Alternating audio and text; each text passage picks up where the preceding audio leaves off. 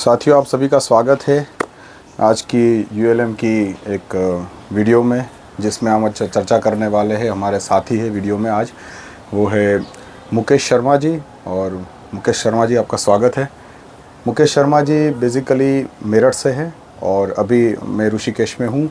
वो आए हैं ऋषिकेश घूमने के लिए और हमारी इनसे मुलाकात हुई है। ये व्यावसायिक रूप से बिल्डर है और जब ये हमारी आपस में चर्चा हुई तो इन्होंने इसको ज़्यादा गहराई से जानने की कोशिश की कि आपकी संस्था किस तरह से ये फ्यूचर विज़न बना रही है और जो दर्शन है उसमें नया क्या है। तो लगभग डेढ़ दो घंटे जैसी चर्चा हुई और उनके बहुत सारे प्रश्न थे, इसके मैंने आंसर भी किए, लेकिन अभी भी बहुत सारे प्रश्न हैं जो कि वो पूछना चाहते हैं। मैं मुकुंद पटेल जी, आपका जो उद्देश्य है उससे मैं प्रभावित हुआ कि आप समाज में समानता लानी चाहते हैं, छोटे बड़े का अंतर वो ख़त्म करना चाहते हैं। ये उद्देश्य आपका बहुत सुंदर और अच्छा है। मैं इससे आपके उद्देश्य से प्रभावित हुआ, परंतु कुछ जिज्ञासा मेरे मन में बनी हुई है जिसे मैं आपसे क्लियर करनी चाहता हूँ। बिल्कुल बिल्कुल, वेलकम। समाज में विभिन्न तरह की विचारधाराएं, विभिन्न तरह के व्यक्ति हैं, आप उसमें समानता लाने का किस तरह से प्रयास करेंगे, मैं उसे जानना चाहता हूँ। जी जी जी।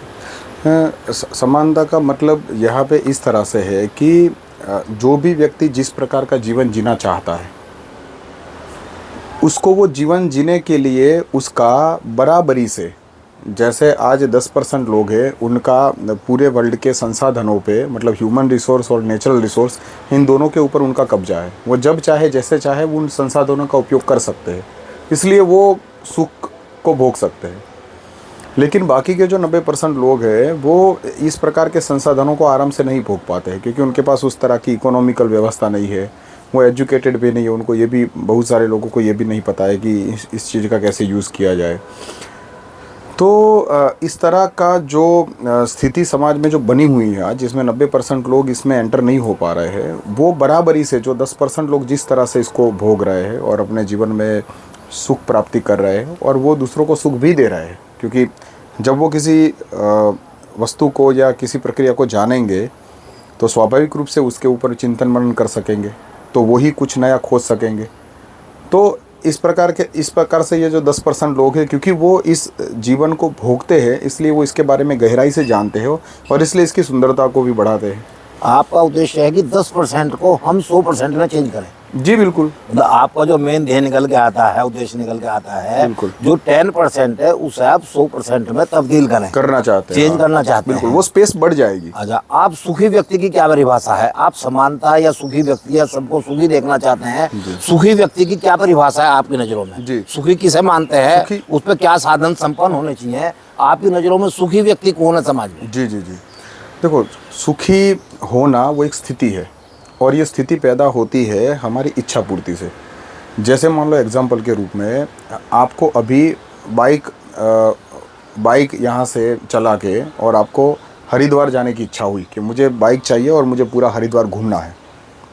अगर आपको जो आपकी चाह है, आपकी जो भावना है, वो वस्तु आपको मिल जाती है, वो अवेलेबल आपके लिए हो जाती है उसी समय पे, तो आप उसका आनंद लेते हो, तो मतलब आप उस स्थिति में सुखी है। अगर मुझे साइकिल की इच्छा होती, जैसे मुझे होता है कि नहीं, अब जैसे मेरी कोई सोच है, मैं सोच रहा हूँ कि नहीं यार, मुझे तो प्रदूषण नहीं करना है, एयर पोल्यूशन नहीं करना है, मैं चाहता हूँ कि मैं समाज में अपना अलग रूप से योगदान दूँ, मुझे साइकिल से सवारी करके हरिद्वार जाना है, तो मुझे साइकिल मिल जाए। आपकी समानता की परिभाषा, जो व्यक्ति जैसे संतुष्ट हो उस तरह से है, और संसाधन जुटाया जाए। जी, जैसे उसकी संतुष्टि है वही उसका सुखी जीवन है। बिल्कुल, उसका अनुरूप उसे संसाधन जुटाया जाए। हाँ, और जुटाया जाए मतलब ऐसी व्यवस्था हो कि वो जब भी इस चीज़ की मांग करे उसकी आपूर्ति उसको हो जाए। जैसे अभी 10% लोगों को हो रही है, हुई है कि 10 लोगों को अभी मिल रहा है, 90% को नहीं मिल रहा है। तो ऐसे भी हो सकता है कि वो कुछ लोग प्रयास भी ना कर रहे हो ना। देखो भाई, 10 लोग जो हमारे 10% हैं, हाँ, यदि मेरे पे संसाधन नहीं है जी, और जिज्ञासा बहुत है, हाँ, चाह है मुझे, बिल्कुल, मुझे नीलकंठ जाना है, पर हाँ, मेरे पे मोटरसाइकिल है, ना गाड़ी है, ना कोई संसाधन है, यदि मेरा ये मानना है कि यदि आदमी में लगन है तो वो वहाँ पहुँच जाएगा। नहीं, लेकिन संसाधनहीन व्यक्ति, हाँ, लेकिन सवाल तो ये होता है ना कि संसाधन नहीं है, फिर आपकी लगन होगी तो आप पैदल जाओगे, क्योंकि ये तो आपके पास संसाधन है, 2 पाँव तो है। तो जैसे 2 पाव है तो इससे आप पहुंच तो जाओगे, लेकिन जो काम एक बाइक कर सकता है वो 2 पाव थोड़ी ना कर सकते हैं। डिफरेंस तो होगा। तो स्वाभाविक रूप से आपकी लगन पूरी तो हो रही है, लेकिन एक ऐसी प्रक्रिया से पूरी हो रही है जो थोड़ी सी दर्दनाक है, लंबी है, मतलब आपको अपने लक्ष्य तक पहुंचने में एक देर लग रही है। क्या सुगमता से मिली हुई वस्तु की वैल्यू होती है जिंदगी में? हाँ बिल्कुल होती है। नहीं, सुगमता आसानी से मिली। हाँ, आसानी से। एक चीज मुझे चाहा है और मैं लेने योग्य नहीं हूँ जी मगर मैं बहुत संघर्ष करके उसको उपलब्ध कर लेता हूँ। जी जी जी। एक मुझे जरूरत है लंबी गाड़ी की, हाँ मेरे पे पैसे हैं, मैंने वो खरीद ली, तो वो तो आसान हो गया। देखो। और मैंने उसके लिए बहुत मेहनत की, बहुत संसाधन जो है लगन है, मेहनत करी। एक मैं संघर्ष करके मैंने वो चीज उपलब्ध करी। जी जी जी। एक मैंने आसानी से बिल्कुल वो जुगाड़बाजी से उपलब्ध कर लिया और उसका सुख ले लिया। जी जी जी। किसका जीवन में ज्यादा प्रभाव है? देखो अब इसको ऐसे करके समझो कि जैसे आप कोई, अब जैसे आप नीलकंठ पहुंचे, आपके एग्जाम्पल से समझते हैं, जैसे आपने संघर्ष कर से पाव को तुड़वा के और नीलकंठ पहुंचे, और एक बंदा है वो यहाँ से बाइक से और 20 मिनट में नीलकंठ पहुंच गया। अब आपको भी आनंद किस चीज़ का लेना है? नीलकंठ का, जगह का आनंद लेना है। और आनंद सुख जो लेना है आपको, वो कौन से टूल से लेना है? वहाँ की आरती धुन हो रही होगी तो कान से वो सुख लेना है, आँख से आपको वो देखना है। तो ये आँख और ये कान इसको सुन सके और देख सके, इसलिए आप एक प्रक्रिया, आप 1.5 घंटे अपने टांगों को तुड़वा के वहाँ पे पहुँच रहे हो, और फिर ये आँख और कान का इस्तेमाल कर रहे हो। और यहाँ पे मैं 20 मिनट में पहुँच जा रहा हूँ और आँख और कान का इस्तेमाल कर रहा हूँ। ये 2 टूल यूज़ करने हैं। इसके लिए इसका यूज़ करे कि ना करे ये तो विकल्प वाली चीज़ है। अब इसमें क्या होता है, देखो जैसे आप टांग तुड़वा के वहाँ पे गए होंगे तो आरती में तो मन कम लगेगा और पैरों में दर्द ज़्यादा होगा, और एक बंदा है वो आरामदायक प्रक्रिया से 20 मिनट में पहुंच जा रहा है और इसके बाद में वो आराम से वो आरती और धुन सुनता है। तो आप सोचो कि अब ये वाले फिजिक में, ये वाले शरीर में दर्द है, तो दर्द के साथ में आप जब कोई चीज़ को भोगते हो तो ज़्यादा मज़ा आता है कि बिना दर्द के कोई चीज़ को भोगते हो तो ज़्यादा मज़ा आता है? बिना दर्द के भोगते हैं तो मज़ा जाता है, ज़्यादा आता है, मगर संतुष्टि जब होती है कि हम 10 व्यक्ति हैं या हम 3 व्यक्ति बैठे हुए हैं। हाँ 3 व्यक्तियों की हमारी कोई रिक्वायरमेंट है। हाँ। एक हमें बुलेट मोटरसाइकिल की रिक्वायरमेंट है जी। बुलेट मोटरसाइकिल चाहिए जी। एक मैंने आपसे कहा और आसानी से आपने वो उपलब्ध करा दी और मैंने उसका सुख ले लिया, भोग लिया और वो कुछ समय बाद आपको वापस कर दी। बिल्कुल। एक मुझे बुलेट मोटरसाइकिल चाहिए जो मेरी हो और मेरे पे ही रहे। हाँ, उसका उपयोग फिर मैं परमानेंट कर सकते, मैं किक मारूं और जहाँ इच्छा हो वहाँ उससे मैं मूव करूं और अपने उद्देश्य तक पहुंच जाऊं। नहीं तो हाँ हाँ मेरी बात पूरी हो दो, वो तो समझ गया। तो मेरे अनुसार, मेरी हो सके मैं गलत हूँ, उद्देश्य आपका मेरा एक है। मैं भी ये चाहता हूँ कि जमीन पे या समाज में जो व्यक्ति सांस लेना, जो जीव है, जो प्राणी है, वो सुखी रहे। जी। आपका उद्देश्य भी है कि सब लोग सुखी रहे। बिल्कुल बिल्कुल। जाने का हमारे रास्ते शायद अलग अलग हैं। मेरा मानना यह है कि अगर संघर्ष करके कोई चीज परमानेंट हासिल कर ली जाए और उसका सुख लिया जाए तो शायद उस बुलेट को बैठ कर मुझे धड़ करके चलने में ज्यादा मजा आएगा। एक मैं आपसे ले लेता हूँ, भाई साहब मुझे सुख दे दो आप। वो अल्पकालिक आपने सुख दिया, अल्लाह के मैंने नहीं मैं यहाँ पे रोकता हूँ ना। अब जैसे मान लो कि मुझे ऐसा हुआ कि ये मुकेश जी मेरे बहुत खास मित्र है और मुझे उनको परमानेंट कोई गिफ्ट देनी हो और मैंने परमानेंट आपको बुलेट दे दी, फिर आप वो सुख नहीं ले पाओगे जो आप खुद कमा के वो नहीं ले पाएंगे जी। बात समझना, एक तो सुख है शारीरिक, मैंने रसगुल्ला खाया, मीठा लगा, मजा आ गया। हाँ। एक तो वो दावत में गया, एक मैंने खरीद के खाया, वो स्वावलंबी है, वो मुझे संतुष्ट करेगा कि मैंने अपनी मशक्कत करके एक चीज को उपलब्ध किया, उसको मेहनत से इकट्ठा करके लिया। देखो इसको ऐसे करके समझो, रसगुल्ला का टेस्ट कौन लेने वाला है? रसगुल्ला का टेस्ट तो दावत में लिया, एक मैंने खरीद के लिया। नहीं वो दोनों ही रसगुल्ले दोनों। हाँ दोनों रसगुल्ले, मगर खाने का। हाँ तो अब जैसे ये वाले जीभ से ही उसका टेस्ट लेना है, हाँ। तो फिर ये टेस्ट लेने में आपका स्वाद अलग हो जाएगा और खरीद के आपका स्वाद अलग हो जाएगा, ऐसा तो हो नहीं रहा है। देखो जीभ तो आपकी वही है, तो एक ही है, टेस्ट एक ही रहेगा, रसगुल्ला भी एक ही। हाँ तो इसका मतलब ये टेस्ट से जो संतुष्टि मिलने वाली हो वो तो समान मिलेगी ना। ये तो इसके पीछे की बैकग्राउंड की मान्यता अलग अलग है ना। देखो ऐसे करके समझो, जैसे बुलेट आपको मैंने दे दिया गिफ्ट करके कि भाई चलो अब ये आप 10 साल रखो, 20 साल रखो, मुझे नहीं चाहिए वापस, इसके बाद में आप इसको बेच देना, आपको जो करना है करो। अब आप वो बुलेट 10 साल तक चलाया, और एक है कि वो बुलेट आपने खुद खरीदा और वो आपने 10 साल चलाया, बुलेट को जैसे सेल मारोगे और यहाँ से हरिद्वार जाना होगा, तो चाहे उस आपके खरीदे हुए बुलेट से जाओ या मेरे बुलेट से जाओ, आप हरिद्वार तो पहुँच जाओगे, घूम भी लोगे। तो ये बुलेट वाला जो सुख हमें लेना है, वो तो आप चाहे खरीद को लो कि ना खरीद के लो, वो तो समान ही है। एक चीज मैं खरीद के लाता हूँ अपने संघर्ष से। आपने मुझे आश्रित कर दिया अपने ऊपर, मेरी बात सुनिए। हाँ, लेकिन आपने उसमें तो ऐसा मुझे, नहीं है। आपने मेरी बात तो सुना, आप सुनो मेरी थोड़ी सी। लेकिन आपने तो लेकिन मुझे, उस सिस्टम में ऐसा नहीं है ना, इसलिए आपको हाँ, बोल रहा हूँ। मैंने तो आपसे एक चीज मांगी, आपने इजीली मुझे प्रोवाइड करा दी। हाँ। तो मैं तो आप पे आश्रित हो गया, मैं निकम्मा हो गया। नहीं नहीं, निकम्मे नहीं हुए ना। देखो, अब जैसे मान लो कि मैं एक फैक्ट्री का मालिक हूँ, ठीक है ना, और मैं अपने 10 मजदूरों को ये बोल दूँ, 10 या 15 जो भी लेबर है उनको मैं बोल दूँ कि आपको 4 घंटे काम करना है, बदले में आपको मैं बुलेट दूंगा, फ्लैट दूंगा, खाने पीने की व्यवस्था दूंगा, और जब तक आप खुद से अपनी नौकरी छोड़ के नहीं जाओगे तब तक ये सारी चीज़ें आपको मिलती रहेगी। फिर उस समय फिर क्या दिक्कत होगी? वो अच्छा प्रयास है। नहीं नहीं, मैं तो आपको जो बोल रहा हूँ उसका तो, जैसे मान लो कोई दूसरा फैक्ट्री वाला है, वो आपको 50,000 रुपये सैलरी देता है, लेकिन मैं वैसा फैक्ट्री वाला हूँ जो मैं आपको सैलरी नहीं दे रहा हूँ, लेकिन मैं इसके बदले में क्या दे रहा हूँ आपको? संसाधन दे रहा हूँ, और वो भी परमानेंट। ऐसा नहीं कि मैं आपसे वापस मांग ले रहा हूँ।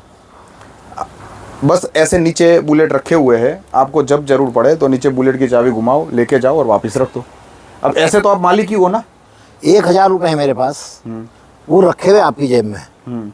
1,000 रुपये मेरे पास है, वो रखे हुए मेरी जेब में है। जी ठीक है, समझे ना। अब मुझे 1,000 में से 100 रुपये की आवश्यकता है। बिल्कुल। मगर वो रखे हुए किसकी जेब में है? आपकी में। बिल्कुल। तो मुझे आपसे कहना पड़ेगा, और यदि भी 1,000 रुपये मेरी जेब में रखे हो तो मैं स्वेच्छा से उन्हें यूज कर उपयोग कर सकता हाँ, हूँ। तो ये अंतर आएगा। हाँ, तो ये अंतर आएगा, तो तो इसका उसमें मतलब स्वेच्छा खत्म हो जाएगी। हाँ जी, हाँ जी, तो आश्रित हो जाएगा। हाँ, तो आप इसका मतलब ऐसा करके समझिए कि जैसे अल्टीमेट बात ये है कि आप निर्भय रहना चाहते हैं। ये जो सारी प्रक्रिया मैं आपकी समझ रहा हूँ, वो ये कहना है कि भाई हम स्वनिर्भर रहना चाहते हैं, किसी और के ऊपर, हाँ, किसी और के ऊपर निर्भर नहीं रहना चाहते हैं। हम अपने पे निर्भर रहे, हमें जब चीज़ चाहिए तब मिल जाए, मतलब इसमें कोई बीच किसकी रोक ना हो, हाँ, मध्यस्थ ना हो। तो इसीलिए ये जो व्यवस्था है, क्योंकि आपने अभी इसको पूरा मॉडल तो समझा नहीं है, तो मैं आपको थोड़ा सा छोटे में बता देता हूँ कि इसमें क्या है। ये तो मैंने एक फैक्ट्री के एग्जांपल इसलिए लिया कि आप समझ सको कि भाई अगर किसी चीज़ के बदले में कुछ दिया जाता है तो वो भी आपकी सैलरी से, आप सैलरी से वो चीज़ खरीदो या आपको सीधा संसाधन मिलता है, वो एक ही बात है। मेहनत के बदले मिल रहा है। हाँ, मेहनत ही बात। तो ये जो नई व्यवस्था है, इसमें भी ऐसा है कि वहाँ पे एक सेंट्रल यूनिट है, मतलब एक सेंट्रल यूनिट रहेगा। आपको जो भी कुछ आता है, जैसे आपको लेबर का काम आता है, आप चाहते हो कि मैं कंपनी में जाऊँ और वहाँ पे जो पैकेजिंग है वो मैं संभालूँ, या अभी आप बिल्डर का काम करते हो, तो जैसे आपने उसमें इस तरह की जॉब पसंद की कि भाई अब जो नए नए बिल्डिंग बन रहे होंगे उसके मैनेजमेंट में मैं अपना सेवा दूंगा, तो वहाँ पे आप 4 से 5 घंटे अपनी सेवा दे रहे हो और बदले में आपको सिस्टम से सब कुछ मिलेगा, ये गारंटी है। वहाँ पे फ्लैट है वो 25 माले के है, आपको रूम और हॉल आपको मिल जाएगा, अंदर सारी व्यवस्था मिल जाएगी, AC, fridge, TV, everything. Mineral water के लिए भी अभी तो हमारे रूम में पर्सनल आरओ प्लांट है, लेकिन वहाँ पे क्या है कि पूरी बिल्डिंग के लिए ऊपर कॉमन आरओ प्लांट रहेगा। बिल्डिंग के चारों तरफ सोलर सिस्टम होगी, मतलब बिजली की कोई इश्यू नहीं है। और नीचे गाड़ियाँ पड़ी होगी सारी बेस्ट क्वालिटी की, 4-5 जो best super quality, BMW, Mercedes, इस तरह की। वो जैसे यहाँ पे 150 लोग हैं तो वहाँ पे फिर उसके हिसाब से गिनती से कि भाई कितनी हर रोज़ लोग यूज़ करते हैं, इसके हिसाब से 20 गाड़ियाँ पड़ी होगी, वो कॉमन होगी सब।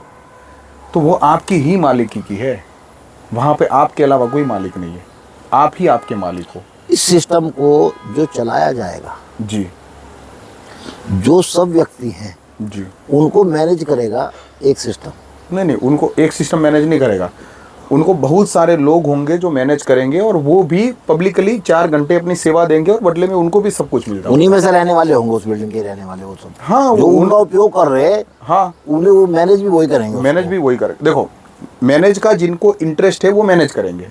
अब देखो, सबका इंटरेस्ट ऐसा नहीं रहता है। जैसे आप प्रकृति में अभ्यास करोगे तो बहुत अलग अलग प्रकार के लोग होते हैं। जैसे कुछ लोगों को क्या करना है कि शरीर के केंद्र में होते हैं, उनको मजदूरी करना पसंद होता है।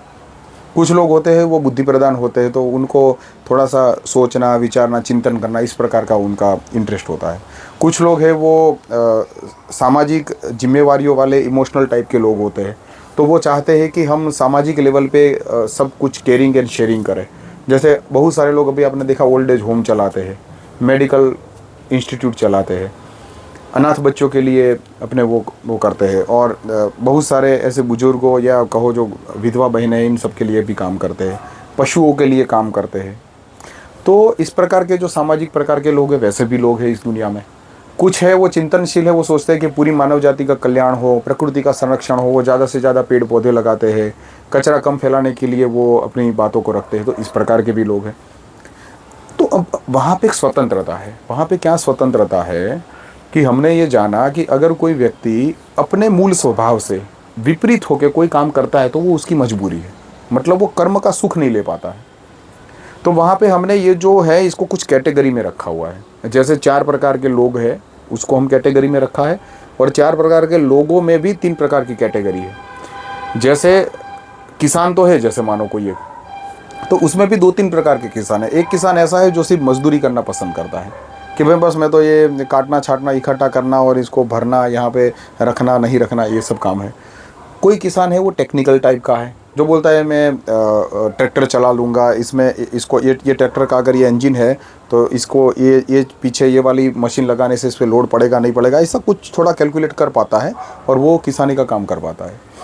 एक ऐसा है जो इसमें और ज़्यादा गहराई से चिंतन कर सकता है कि जैसे ये वाला सीड है वो अभी डाले हुए तो ये एटमॉस्फेयर के हिसाब से ये ज़्यादा बेहतर उगेगा, और ये जो बीज है इसमें से अब ये जो खेती हो चुकी है, किसानी हो चुकी है, उसके अंदर से बीज में से इतने हैं वो सीड के रूप में हम कलेक्ट रखेंगे और बाकी के लिए फूड के लिए हम करेंगे। इस प्रकार की शॉर्टिंग कर सकता है।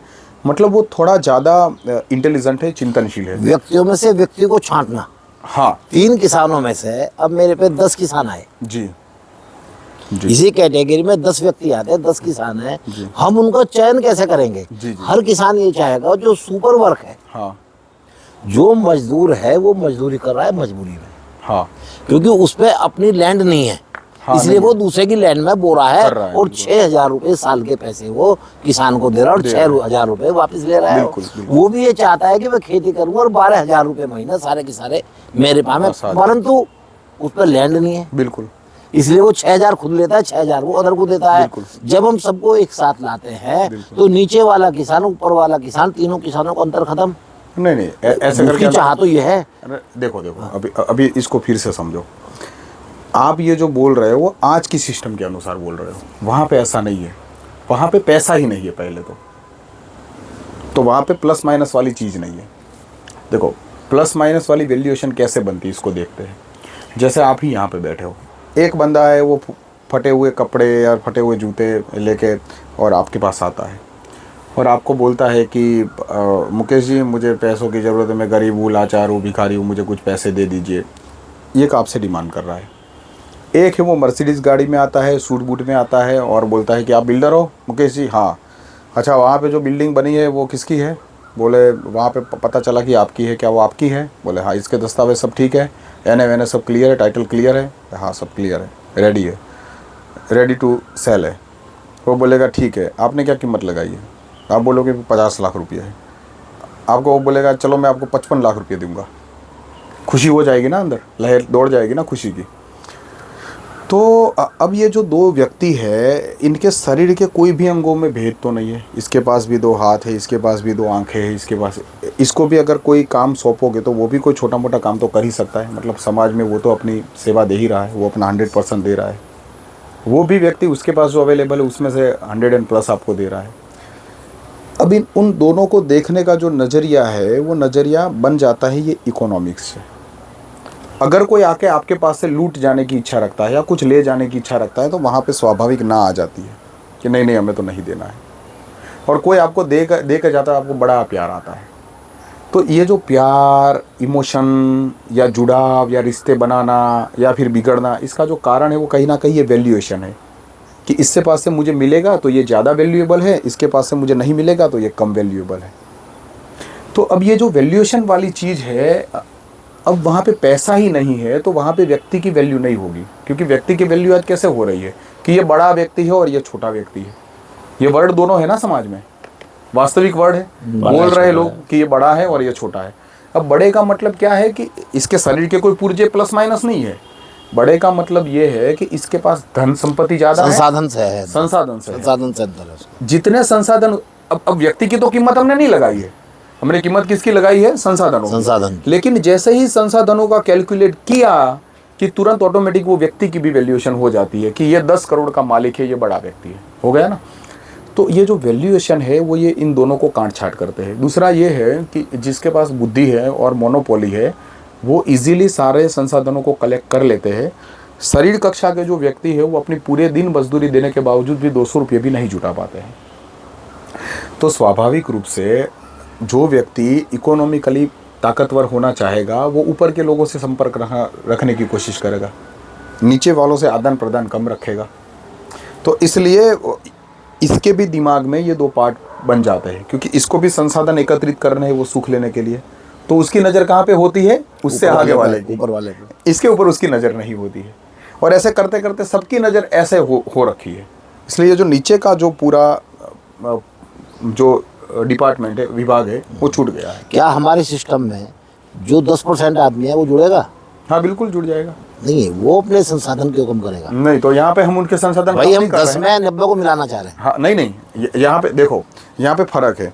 यहाँ पे हम वो गांधी जी वाली बात नहीं कर रहे हैं कि आधी रोटी आधी लंगोटी, आप है वो 10% को ऐसे करके नहीं बोल रहे कि आप समझदार हो जाओ, आप अपनी जो संपत्ति है इसकी मोह माया छोड़ दो, आप सारी गरीबों में दे दो, दान कर दो। ये बात नहीं कर रहे हैं हम बात कर रहे हैं कि ये जो 10% यहाँ पे उठे हुए हैं, ये जो 90 यहाँ पे है, इनको भी वहाँ तक उठाना है और इक्वल करना है।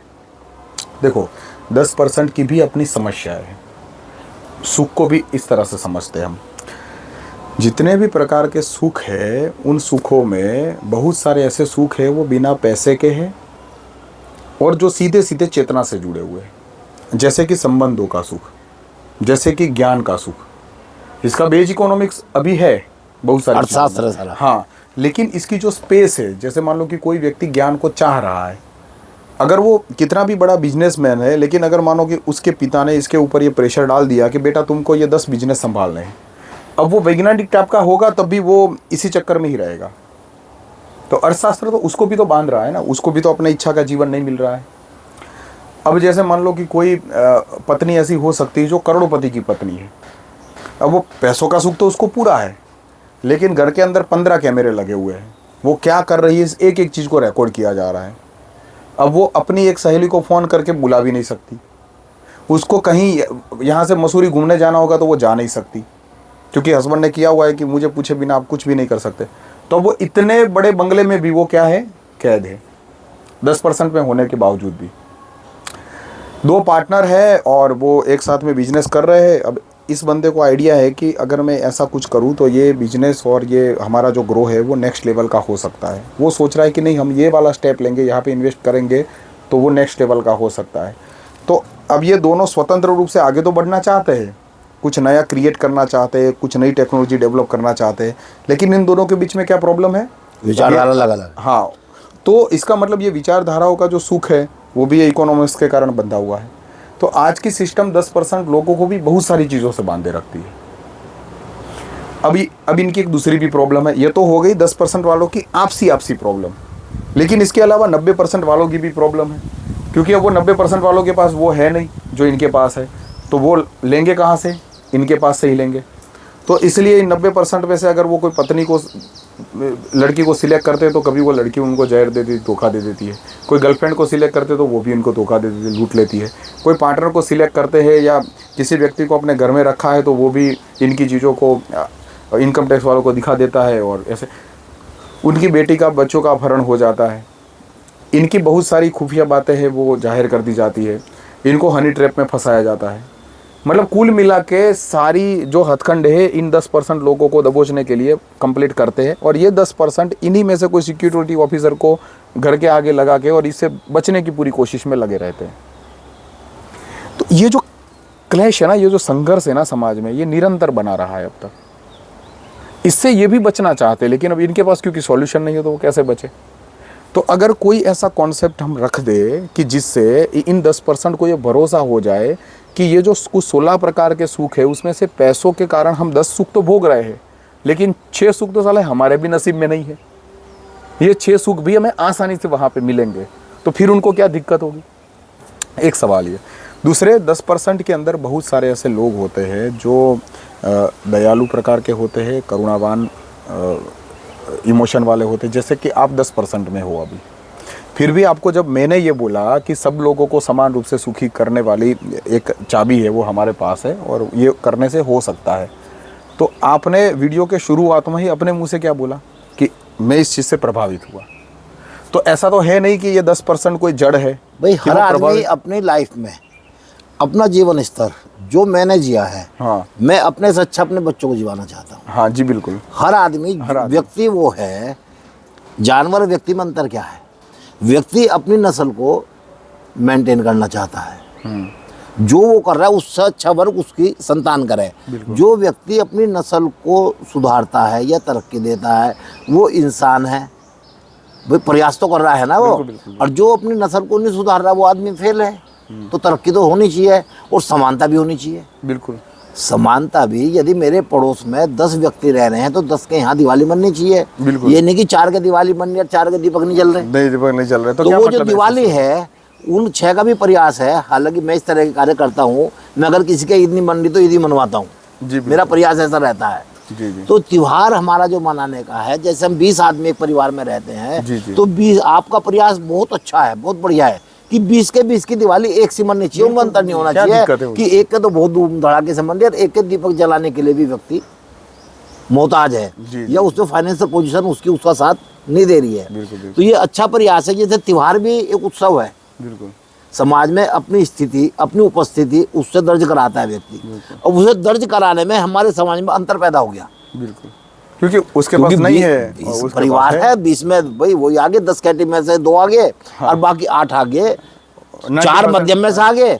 और 4 उसमें से निम्न बहुत श्रेणी के गरीब में से, आगे। हाँ। अब जो निम्न श्रेणी वाले हैं वो अपने आप को हीन मानेंगे, बिल्कुल वो तो अंतर वहां अनुभव पैदा कर ही हो रहे गया। हैं, तो बिल्कुल। वो अंतर तो खत्म होने से समाज में मानसिक स्थिति और निर्णायक स्थिति, निर्णय लेने मैं महत्व देता हूँ, शायद मैं गलत हूँ। यदि आदमी के अंदर निर्णायक क्षमता मजबूत है, उसके लिए हुए निर्णय उसके पक्षधर हैं, तो वो तरक्की करता है। यदि उसके निर्णय उसके विपरीत है तो वो आदमी हैंड टू माउथ रहता है। और मैं इस बात से बहुत वाकिफ और बहुत मजबूती से कह सकता हूँ, मेरे पे संसाधन कोई नहीं है, मगर इच्छा शक्ति और संघर्ष करने की क्षमता बेजोड़ है। जी जी जी तो भी मैं वो स्थिति पैदा कर लेता हूँ। अब मेरे पिताजी पे बहुत पैसे हैं, मेरे पिताजी एक धनाढ्य सेठ हैं। वे कहते हैं बेटे जा हरिद्वार के अंदर ऋषिकेश में जा और एक रिसोर्ट बना और उसे किराए पे दे। शायद मैं ना बना पाऊँ और लाके उनका पैसा यहाँ खत्म कर दूँ।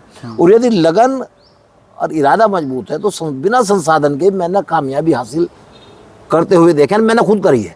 हाँ लेकिन करते हुए नहीं देखे, मैंने करी है बिना। हाँ तो मतलब पहले तो मेहनत लगाई, हाँ। फिर संसाधन आए होंगे, लेकिन आए होंगे तो संसाधन ही ना। एक समय था कि मेरे पे जिस शहर में मैं रहता हूँ, पहले 5,000 रुपये देने वाला पूरे शहर में मुझे उधार नहीं था कोई भी, क्योंकि मेरी इतनी वैल्यू नहीं थी कि कोई मुझे 5,000 रुपये उधार दे। बिल्कुल पहले 5,000 रुपये हाँ, मेरे लिए वो- आज के वो देने 1 वाले करोड़ भी- से ज्यादा थे। हाँ वो देने वाले भी अपनी सेफ्टी देखते हैं ना कि भाई यहाँ वो से नहीं दे वापस रहे थे। आएगा कि नहीं आएगा। तो और मेरे में केवल लगन थी, संसाधन नहीं था। मैं नए शहर में था, जैसे मैं यहाँ से जाकर आपके अहमदाबाद में बस जाता हूँ। जी अहमदाबाद में जाने के बाद मैं अननोन रहूंगा, जी मगर अगर मेरे में संबंध डेवलप करने के, रिलेशन बनाने की और मेहनत करने की और वफादारी, यदि मैं आपके साथ यहाँ रह रहा हूँ और मेरे अंदर वफादारी आपने नोट की है, तो मैं कुछ जगह बना पाऊंगा आपके दिल में। जी जी कुछ लोगों के लिए मुझे बहुत कम वेतन में ना के बराबर भी अपनी पहचान बनाने के लिए संघर्ष करना पड़ता है। कुछ व्यक्ति ऐसे संघर्ष कर रहे तो एकदम दाम चाहिए, संघर्ष करा तो दाम चाहिए मुझे तुरंत। हम लोगों ने ऐसा संघर्ष किया, 450 रुपये महीना की नौकरी नए शहर में आके की और वफादारी से उन्हें बहुत पैसा कमा के दिया हमने। तो जो व्यक्ति संघर्ष करने वाला होता है, इच्छा शक्ति मजबूत होती है, कामयाबी उसके भी चरण में देर सवेर उसे देरी लगती है। आपका तरीका इतना अच्छा है कि आपके यहाँ आदमी को कामयाबी आसानी से मिल जाए, सरलता से और मिल सकती और है। कामयाबी का मतलब ही ये नहीं होता है कि आप 50 गाड़ियाँ इकट्ठी कर लो तो कामयाब हो गए। ये व्यवस्था ऐसी है कि नीचे ऑलरेडी अलग अलग प्रकार की 50 गाड़ियाँ पड़ी होगी और आपकी मालिकी की। अब आदमी एक टाइम में तो एक ही चलाएगा ना भाई, एक समय ही एक चलाएगा। ही चलाएगा। अब जैसे अभी आप ऐसा समझ लो, ओला उबर का कॉन्सेप्ट आया, अभी ये लोग इसके अंदर भी मानो अगर कैटेगरी कर दे कि आपको Mercedes available, BMW available, Benz वो क्या बोलते हैं वो अवेलेबल है, फरारी अवेलेबल है, जगुआर अवेलेबल है। तो अब जैसे मान लो कि आप इसमें सिलेक्ट करोगे कि मुझे मर्सिडीज़ बेंज चाहिए और ये चाहिए मुझे 1 आवर के लिए। अब उसका रेंट मानो उन्होंने रख दिया कि 10,000 रुपीज़ फॉर 1 आवर। तो आपने 10,000 रुपये दिए और आपने 1 घंटे उसकी यूज़ करी, तो 1 घंटे के लिए तो आप मालिक ही हो ना। अब ड्राइवर बोले भाई इधर ले जा, आपने बोल दिया कि चलो भाई मुझे खुद चला के उसका एंजॉय करना है, तो खुद चला के एंजॉय कीजिए। तो कहने का मतलब ये है कि कामयाबी का मतलब ही ये है कि एक चीज़ जो है वो आपके पास अवेलेबल है और वो आप उसको भोग रहे हो जितनी आपकी इच्छा है तब तक। इसके बाद में आप उसको वापस रख दे रहे हो। अब आप घर के आगे वापस रखो कि सिस्टम में जाके वापस दे दो, बात तो एक ही है। बस सिस्टम में दे रहे तो उसका पूरा यूज हो रहा है। हाँ। अब एक आदमी एक गाड़ी खरीदता है। हाँ। मेरी गाड़ी 15 साल में 65,000 किलोमीटर चली और मैंने वो अभी पिछले हफ्ते डस्ट में कटवा दी। और वही गाड़ी यदि आपके कॉन्सेप्ट में होती तो उसका पूरा उपयोग होता। हाँ। वो चलती पूरी 2 लाख किलोमीटर। हाँ। तो जो चीज का दुरुपयोग है आपके सिस्टम में आने के बाद उसका दुरुपयोग बचेगा। जो खरीदी हुई चीज है उसका पूरा उपयोग होगा। जो व्यक्ति उसका आनंद नहीं ले सकता वो भी उसका आनंद ले पाएगा। समझ रहे हैं इस चीज को, ठीक है। वही एक ड्राइवर आपने रखा और आप ही उसका यूज कर रहे हैं। जी जी जी। तो वो आप गए 1 हफ्ते में 2 घंटे के लिए। जी जी। अब उसे हर दिन 2 घंटे के लिए जाना पड़ रहा। आज ये भाई साहब जा रहे हैं, आज वो भाई साहब जा रहे हैं, तो उसे भी पूरी मेहनत करके उसका मेहनताना मिल रहा है। उसको भी मजा आएगा 4 घंटे काम करके। इस सिस्टम में आने के बाद जो हमारे संसाधन है उनका उपयोग पूर्णतया होगा। और रिसाइकल की भी सिस्टम है, रिसाइकल का भी होगा। उसमें ऐसा है कि अभी रिसाइकल में क्या इशू है कि उसकी जो कॉस्ट है ना, वो क्योंकि इकोनॉमिकल मॉडल से सारा कैलकुलेट होता है, तो कोई भी पदार्थ को रिसाइकल करना हो तो उसकी जो कॉस्ट है वो थोड़ी सी बढ़ जा रही है। तो इस वजह से क्या होता है कि ये सोचता है कि ये कूड़ा कचरे में चले जाए, इसको रिसाइकल नहीं करते हैं। ऐसा करके बहुत सारी चीज़ें छूट जा रही है क्योंकि अभी रिसोर्स के ऊपर इतना कंट्रोल नहीं है ना। मतलब ऐसे करके हम ह्यूमैनिटी के लेवल पे ऐसा नहीं सोच रहे हैं कि ये जो रिसोर्स ख़राब हो रहा है, ये कचरा पैदा कर रहा है, ये जितनी बीमारियां पैदा कर रहा है, इससे जो प्रदूषण पैदा होता है, इससे भी जो प्राकृतिक रूप से बीमारियां पैदा होती है, ये सारा कुछ हम लॉस कर रहे हैं। ये लॉस का कैलकुलेशन अभी नहीं कर रहे हैं, कोई देश नहीं कर रहा है, कोई बड़ी संस्थाएं नहीं कर रही है। वर्ल्ड लेवल की जो गवर्नमेंट है और वर्ल्ड लेवल की जो संस्था है वो ऐसा सोचती है कि भाई सबको कंट्रोल करे, लेकिन इन्होंने कोई ऐसा कोई प्लेटफॉर्म या कोई प्रोसेस नहीं दी कि जिससे देश लेवल पे और राज्य लेवल पे इसका कुछ प्रैक्टिकल प्रोसेस हो। तो इस वजह से क्या हो रहा है कि ये ज़्यादा कुछ जो हम ख़राब एक पूरे डिपार्टमेंट में डाल रहे हैं। बहुत सारे वीडियोज़ आते हैं, समुद्र के अंदर इतना सारा कचरा पैदा हो गया है, उसमें से ये केमिकल के कारण इतने सारी मछलियों की जान चली गई। यहाँ पे भी गंगा किनारा है, देखो आपने देखा होगा, साफ़ करने के लिए कितने करोड़ों लगाने पड़े। भाई वो कचरा इसी लोगों से पैदा किया गया है ना, चंद्र से तो आया नहीं है।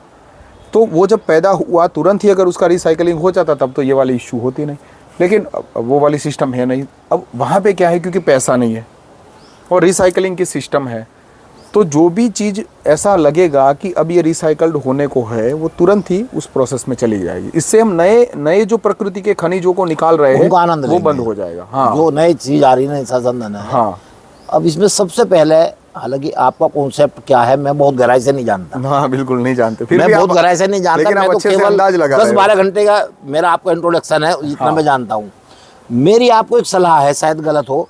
मैं चाहता हूँ सबसे पहले आदमी फिजिकल फिट हो। हाँ वो तो, अगर यदि उसका स्वास्थ्य सही होगा तो उसकी सोच सही होगी।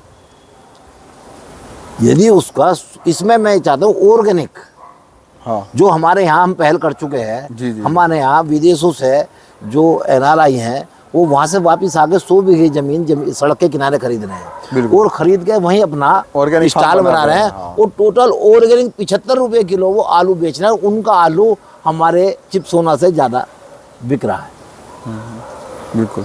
जो उनकी भिंडी है या जो उनकी अरबी है या जो उनका लौकी है, इनकी भी बात नहीं है, इनकी भी बात नहीं है। अभी भी जैसे अहमदाबाद है, तो अहमदाबाद में क्योंकि मेगा सिटी है, बहुत सारे बिल्डिंग बन चुके हैं, बहुत सारा डेवलपमेंट हो रहा है, इंफ्रास्ट्रक्चर डेवलपमेंट हो रहा है, टेक्नोलॉजी डेवलपमेंट हो रही है, तो एयर पोल्यूशन उसके कारण बढ़ा ही है, वाटर पोल्यूशन भी बढ़ा है। तो और क्योंकि अभी दवाओं का छिड़काव भी ज़्यादा होता है, तो ये केमिकल पोल्यूशन भी जो फूड और जो ग्रेन्स होते हैं उन सब में बढ़ा है। तो इस वजह से अभी क्या कर रहे हैं कि जो लोग करोड़पति है वो लोग क्या करके अहमदाबाद से कम 25, 30, 40 किलोमीटर दूर, जो उसकी बॉर्डर है पूरी 132 फीट रिंग रोड है, इससे कम से कम 30, 35, 40 किलोमीटर दूर वो फार्म रख रहे हैं। और वहाँ पे वो अपना फार्म बना के एक बंगला भी बना दे रहे हैं और एक छोटा सा घर भी बना दे रहे हैं कि वहाँ पे किसान फार्म हाउस रहे। बन गया। हाँ, वहाँ पे किसान रहे और ये सारे फार्म को मेंटेन करे और उसमें वो ऑर्गेनिक फूड पैदा करे।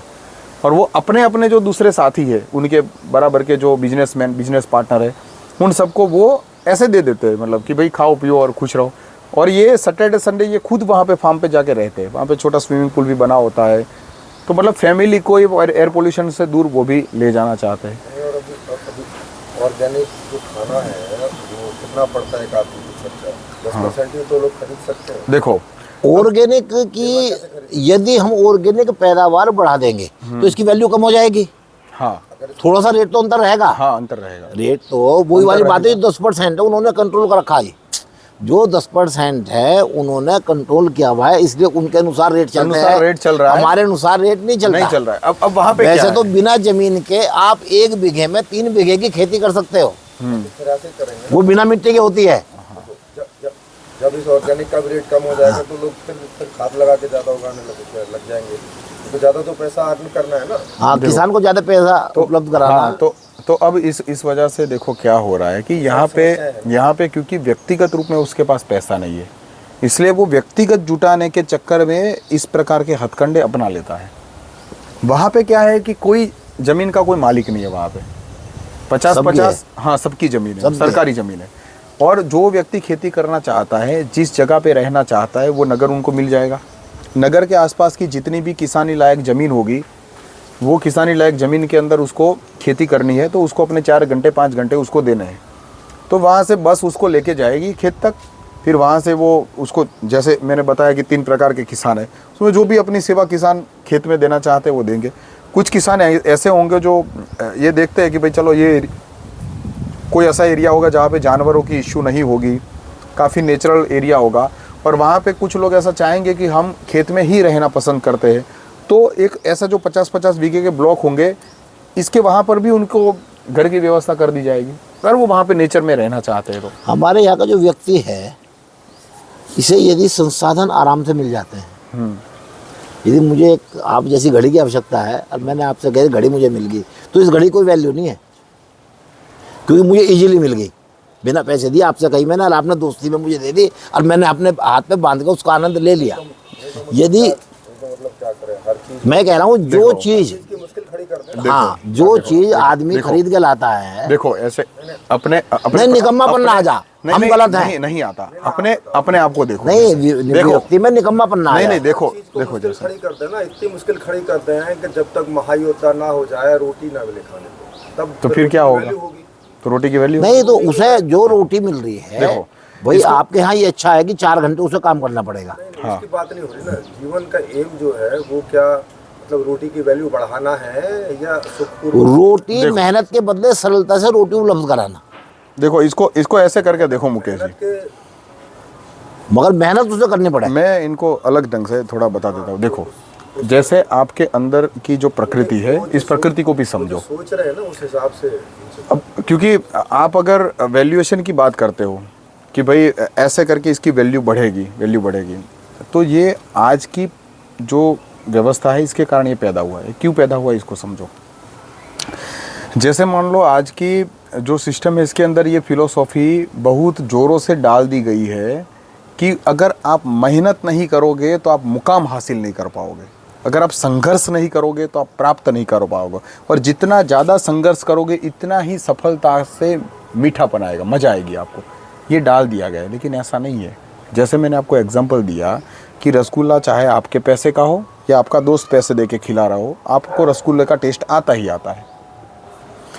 ये घड़ी में सिर्फ ये भाव आपका अलग रहता है कि ये जैसे मैंने अभी निकाल के आपको दे दी, तो इसमें आपको पर्सनल लेवल पे भाव रहता है कि ये मैंने खुद की नहीं खरीदी है। लेकिन वहाँ पे ऐसा नहीं है, क्योंकि हम अभी की तो बात नहीं कर रहे सबका है। हाँ, तो जब वो आपकी ही मालिकी का है तो फिर कहाँ सवाल आता है। इनसे पूछो ना कि जैसे आपका बच्चा है, उसको आप कितना तरसाने के बाद कोई चीज़ दोगे। जैसे कोई चीज़ मांगी, उन्होंने घड़ी मांगी मान लिया, तो कितने तरसाने के बाद आप उसको दोगे जब आपको लगेगा कि हाँ अब इसकी वैल्यू ठीक है, अब नहीं, अगर उपयोग करने लायक तो इजीली दे देते हम लोग तो। हाँ, उपयोग करने लायक है। हाँ, पर ये आकलन करते हैं कि उसे उसकी रिक्वायरमेंट है। देखो या नहीं है? हाँ देखो अभी रिक्वायरमेंट की चीज़ मांगेगा। नो रिक्वायरमेंट की चीज़ मांगेगा ना, अगर रिक्वायरमेंट की चीज़ नहीं मांगेगा तो फिर तो इसको पागल कहा जाएगा कि भाई इसको चाहिए चाय और वो मांग रहा है हनी, और इसको चाहिए हनी और मांग रहा है मिर्ची, तो इसको मतलब तो इसके फिर दिमाग में डिफेक्ट होगी। तो जो लोगों को दिमाग में डिफेक्ट नहीं है वो लोग जो मांग रहे हैं वो तो उनको ज़रूरत होगी तभी मांगेंगे ना, ऐसे क्यों मांगेंगे? तो देखो अभी, हाँ तो मैं इनको ज़रा इस तरह से समझा देता हूँ। देखो इसको ऐसे करके समझो कि ये जो पूरा ढांचा है, चाहे अपने मन बुद्धि, हमारा जो चित्त है, हमारी जो ये सारी इंद्रियां है, जो स्ट्रक्चर है आदमी हाँ का। जो स्ट्रक्चर है आदमी का, इस स्ट्रक्चर के अंदर एक बात ये बनी रहती है कि इसके अंदर जो भी इच्छा पूरी होती है वो जितनी जल्दी हो सके उसको वहाँ पे पहुँचना चाहता है। ये जो आप बोल रहे हो कि इसको एक लंबे रास्ते से लेके जाएंगे, देखो लंबे रास्ते से लेके जाते हैं तो वो इच्छा तो पूरी होती है लेकिन ऊपर से वो टूट जाता है। जब जैसे टांग ही टूट गई हमारी तो फिर वो नीलकंठ जाने का आनंद कैसे ले पाएगा आदमी? वहाँ पे वो नीलकंठ का आनंद लेगा कि अपनी टांगों को सहलाता रहेगा? तो इसलिए ये स्ट्रक्चर को तोड़ना नहीं है। ये जो फालतू बकवास बातें इन लोगों ने कर दी है संघर्ष वाली, ये संघर्ष के चक्कर में व्यक्ति अपने आप को तोड़ देता है। कई बार तो ऐसा होता है कि आपने ये भी सुना होगा सिस्टम से, प्रेम जी ये भी है कि आदमी पहले पैसे के लिए अपना पूरा शरीर तन मन धन दबा के यूज़ कर लेता है और फिर बाद में पैसा कमाने के बाद में क्योंकि अब ये खोखला हो गया है तो अब इसको फिर से हेल्दी बनाने के चक्कर में वो सारे पैसे फिर से खर्च करता है। ये हो गई आपके वाली बात कि संघर्ष करो संघर्ष करो, संघर्ष में आदमी का मन और शरीर टूट जाता है। अब ये पुर्जा ही उसका टूट गया तो वो सुख किस चीज़ का लेगा इसको तोड़ने के बाद में? ये भी तो सवाल है ना। और दूसरा देखो, जैसे आपको यहाँ से हरिद्वार जाना हो तो आपके दिमाग में 3-4 ऑप्शन आएंगे। जैसे कि आप यहाँ से बाइक से जाओगे तो ऑप्शन आ गया कि भाई आप 30 मिनट में पहुँच जाओगे। फिर आपको ये ऑप्शन दूसरा सोचा है कि आपको यहाँ से 15 मिनट चल के जाना है, फिर वहाँ से आपको टैक्सी मिलेगी और टैक्सी या ऑटो में से आप जाओगे तो आपको 1 घंटा लगेगा और ख़र्चा दोनों का बराबर है। तो फिर आप कौन सा वाला चॉइस करते हो ऑप्शन? कम खर्चे वाला। हाँ, तो इसका मतलब ये हुआ कि ये अपने इनबिल्ट है। आपके अंदर जो भी इच्छा पैदा होती है आप अपने जीवन के कैलकुलेशन में एक एक क्षण का एक कोई भी जो आपने डिसीजन लिए हो इसको आप आराम से सोच के एक बार उसको एनालिसिस करके देखो। आपके पास जितने भी विकल्प होंगे उसमें से जो सबसे सरल विकल्प होगा वो आप अपनाओगे, वो चयन करेगा आदमी। हाँ वो चयन बाकी करेगा। आप जो मान रहे हैं ना कि संघर्ष करके आदमी खोखला होता है, हाँ संघर्ष करके आदमी चट्टानी बनता है। देखो देखो आपकी चट्टान सोच नहीं मेरी बनाना सोच- है ना आदमी नहीं, को। मजबूत भी बनता है वो। चट्टान नहीं बनाना है और संघर्ष क्यों करना है? तो कमजोर रह जाता है वो। देखो उसको लक्ष्य से मतलब है कि प्रक्रिया से मतलब है? उनसे पूछो ना संघर्ष क्यों करवा, मतलब कोई उद्देश्य होगा ना संघर्ष करने का, पूछो। संघर्ष वो होता है जिस चीज के अपनी मालिकी को प्राप्त करने के हाँ, लिए जिस चीज उनका की ये कहना- रिक्वायरमेंट है, मालिक की क्यों प्राप्त करनी है? हाँ वही तो, जिस चीज की हमारी रिक्वायरमेंट है, वो कोई समझाए तो उनसे सवाल पूछो। जिस वस्तु की मेरी रिक्वायरमेंट है और मैं उसे लेने के लिए सक्षम नहीं हूँ, नहीं तो अभी तो अब देखो- उसे लेने के लिए मुझे प्रयास करना पड़ेगा ना। अभी हमारी जो टॉक है उस बेस में इन्होंने ये मुझे बोला है कि मैं आपको सवाल पूछूंगा वो आप उनको एक्सप्लेन करना। लेकिन बीच बीच में वो सवाल नहीं पूछते, वो बीच में बताने लगते हैं। हाँ, तो वो- बताने लगते हैं तो तब आपको सवाल पूछने चाहिए ताकि आप उनके उस बात को तोड़ के और फिर वो सवाल पे आते हैं, क्योंकि कोई आइडिया है ना तब ना वो आपको कुछ बता रहे हैं। तो मैं इसलिए थोड़ा सोच रहा था कि आप बीच में आ जाते तो अच्छा था, क्योंकि देखो अब वहाँ पे जो जितना भी रिकॉर्ड हुआ है उसमें आप वहाँ से जो बोले ना वो रिकॉर्ड नहीं आएगा। नहीं होगा ना, इसलिए मैं बोल नहीं रहा था। तो नहीं तो मैंने तो इनवाइट नहीं किया ना बोलने। इसलिए मैं आपको खाली इंगित कर रहा हूँ, जब नहीं। वो कुछ बताएं तो उसमें प्रश्न नहीं करो। नहीं तो फिर इसमें ऐसा हो रहा है ना, देखो अब जितनी भी हमारी बातें होगी हमारे लेवल पे तो हो ही जाएगी, समझ रहे हो मैं क्या बोल रहा हूँ। लेकिन अगर आपको कुछ जैसे मानो रखना, जैसे आप मुझे अभी आइडिया दे रहे हो कि आप ये वाला बात यहाँ पे रखो तो इससे ऐसा हो जाएगा ऐसा हो जाएगा, ठीक है, लेकिन अभी इन बिटवीन तो वीडियो में कैसे इतना जल्दी से अपडेट कर लूँ? वो नहीं कर रहा, तो ऐसे ही इंगित ही कर रहा हूँ मैं आपको, वही कर ठीक है, इसको ज़रा पॉज करके और जो बात करती नहीं वो कर लो अभी। तो एडिट हो जाएगा। हाँ, इसमें क्या है कि जैसे अभी तो वो क्योंकि इनको अभी पता नहीं है तो अभी तो वो जानना चाहते हैं। अभी मैं उनको क्रॉस क्वेश्चनिंग स्टार्ट करूँगा तो कई बार ऐसा होगा कि इनके दिमाग में जो सवाल होंगे अभी वो रह जाएंगे। वो टूटेगा ना, जो जिस बेस पर वो क्वेश्चन कर रहे हैं, अगर वो बेस टूटेगा तो वो फिर सोचने पे मजबूर नहीं तो होंगे, अच्छा, ये वो तो मैंने इनको एक्सप्लेन कर दिया ना, अभी इनको याद नहीं रहा। मैंने एक्सप्लेन कर दिया कि भाई दोनों टेस्ट तो एक ही आते हैं, प्रक्रिया चाहे अलग अलग हो लेकिन जो रिजल्ट है अंतिम उसका तो टेस्ट एक ही आता है। अभी भी उनसे पूछो, उनको लग रहा है कि संघर्ष करके जो पाया जाता है उसकी वैल्यू नहीं तो वैल्यू तो मालिक ही की है ना, वो तो बोल रहे हैं ना कि मैं खुद का मालिक हूँ, मैं जब चाहूँ तब यूज़ कर सकता हूँ। तो मैंने तो इनको नई सिस्टम बता दी, ये नई सिस्टम यही है कि आप ही उसके मालिक हो। अब पता नहीं इनको क्यों संघर्ष करना है। संघर्ष के मालिक है ना वहाँ, हाँ संघर्ष है नहीं। हाँ, तो अभी भाई ये तो जो इस यूनिटी में जो बिना तो मजा नहीं आता है। तो अब इनको ये समझाओ, मतलब इनसे ये सवाल पूछो कि संघर्ष करके क्या मजा आ रहा है, वो पूछो। संघर्ष करके जो मजा आता है, यदि मैंने आपसे एक 10 रुपए लिए और लेके वो खर्च किए और एक 10 रुपए पैदा करके खर्च किए, तो मुझे 10 रुपए की वैल्यू पता चलती है कि ये 10 रुपए कैसा है। हाँ तो बात समझो, संघर्ष की क्या वैल्यू है। 10 रुपए की वैल्यू क्यों जाननी है? 10 रुपए, हाँ तो 10 रुपए की वैल्यू जिससे कि मैं उन्हें, हाँ मैं बताऊंगा ना आपको, मैं बता रहा हूँ आपको, उसको खर्च करते हुए मैं सोचूंगा कि मुझे किस तरह खर्च करना चाहिए। खर्च करने के लिए मुझे उससे लगाव जब होगा, एक आपकी जेब से निकाल के खर्च करे, एक मैंने उनको उपार्जन करके खर्च करे, ठीक है, लगाव क्यों रखना है पैसे? तो खर्च करने का तरीका बदल जाएगा। उनको इसका मतलब तो पता चलेगा कि कोई मतलब भी है कि जबरदस्ती फंसे हुए हैं। ठीक है, चलो अभी इसको ये जो अभी अपनी डिस्कशन हुई, हाँ, ये तो इतना हो गया।